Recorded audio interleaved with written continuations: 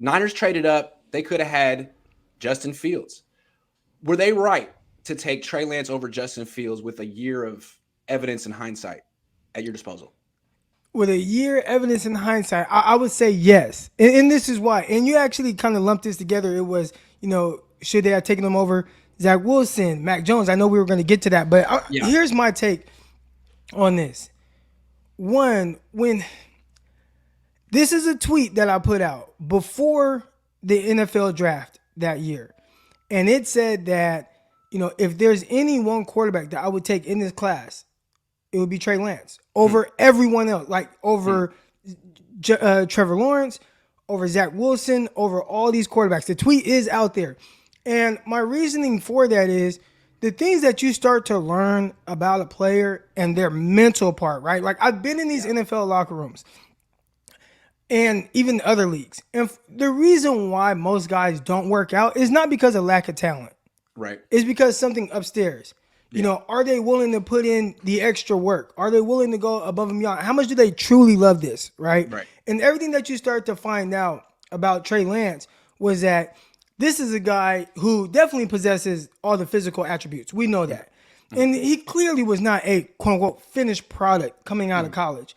But when you have that mental makeup, that mindset to go above and beyond in your work ethic, you're going to do everything possible to be able to reach your full potential. And I got that from him more so than any of the other guys. So once I learned that about him, and you start to listen to some of the things that people are saying about him, who was it that went? Daniel Jeremiah? It was Daniel Jeremiah. It was one of those high-ranking draft guys. And what they said was, this is a guy that's wise beyond his years. He's extremely mature for his age. Obviously, we know about the limited snaps, but whatever he was going through at that time, like he's going to overcome those things. And we've seen some of it, right? Accuracy issues, sometimes the ball going all over the place. But because of the person that he is, he's going to overcome those things. And everybody looks at a guy like Josh Allen and it's like, well, Josh Allen wasn't very accurate coming out. Like he wasn't. And he had a lot more reps than Trey Lance coming out as well. So that's helpful. And Trey Lance is going to need those reps. But one thing about Josh Allen, I underestimated his work ethic. I underestimated who Josh Allen is. And his success has not come out of nowhere. It's not something that, it just came and we don't know how. Like, no, he put in the work to figure it out, to go above and beyond. And I think that Trey Lance is that person. So in hindsight, you can look at some of these guys out of their rookie year, and I don't think anybody was exceptional. I think Mac Jones was the most efficient, and even then, he had a lot of ups and downs as well. So I don't think anyone did anything last year that's like, oh man, I definitely would like to have this guy over Trey Lance. I think Trey Lance is in a good spot, and he just needs a little bit more experience to fully become the player that we believe he can. It's funny you brought up Daniel Jeremiah. I believe he wrote an article right after or before Trey Lance's pro day comparing him to Andrew Luck. No qualifier. So this guy reminds me of Andrew Luck. So that's high praise from Daniel Jeremiah. What I'd like to ask you about is, we're on the same page with Lance, but what do you think of Fields? Because before the draft, a lot of people on Niners Twitter really wanted Justin Fields. He was a controversial prospect. He dropped to 12. He's on a terrible team. I saw him in person. I felt that he kept the Bears in that game. He was the only reason the Bears were competitive against the Niners. At the same time, he only won 2 games. He got sacked a ton. What do you think of Justin Fields? I think he's the most talented quarterback in that class. For me, he's my QB1. Now, again, who would I draft and who would I, for the long term, Trey Lance. And I said that pre-draft. But as far as who's the most talented, he was accurate, he was efficient.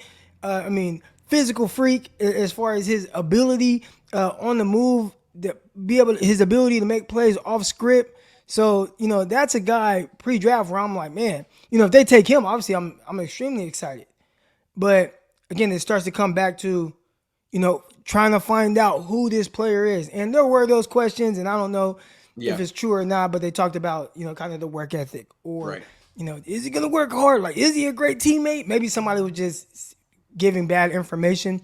But just the fact that those things came up and I never really heard too many people kind of dispute that, it was a little, I don't want to say worrisome, but it was something that I took note of.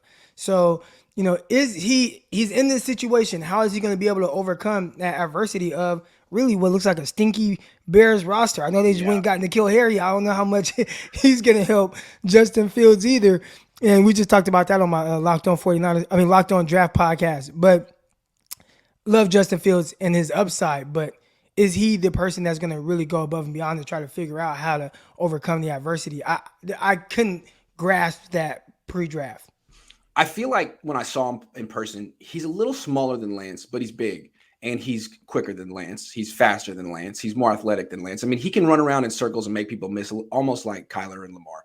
And he's also very accurate with a strong arm. The one thing that concerns me about him, and it went back to college, it's really the only thing, is the sacks.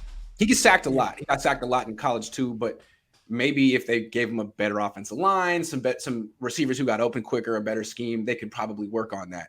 I think Kyler Murray led the league in sacks his rookie year, and that hasn't been an issue for him since. So that's the one thing I'd like him to see. He kind of plays hero ball, but in Chicago, he kind of has to.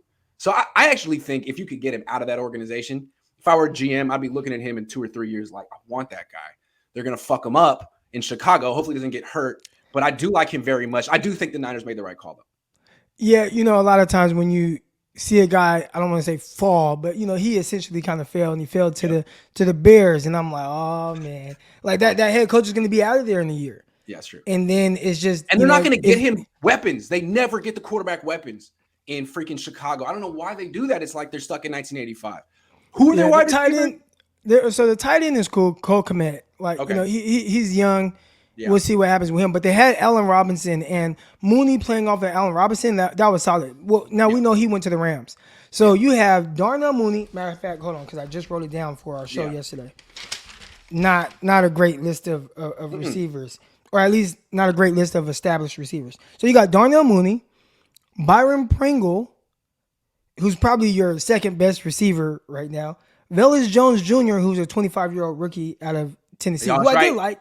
But now he's coming in and is like, damn, I got to be the guy. We'll see. N'Keal Harry, Daz Newsome, who's kind of more of a slot out of UNC. He was a mid-round pick. You got Equinemius St. Brown, who have plenty of opportunities to really make something happen in Green Bay, and they're trying to find any and everyone who can be a wide receiver 2. You don't even got to be a wide receiver 1. Can you be a wide receiver 2? And they let him go even after losing Valdez-Scantling and Devontae Adams. Then they got Dante Pettis and David Moore. Man, that's organizational malpractice. You're not even paying for your quarterback, but he's a big investment, and you won't invest in people who can help him on offense. What's up with that? Right. So, I don't like what they're doing for Justin Fields. And the more beatings you take, especially, their offensive line was poor, you can start to develop these kind of bad habits of really seeing ghosts and not playing under being composed. And if that's what's going to happen with him, it's not going to be good.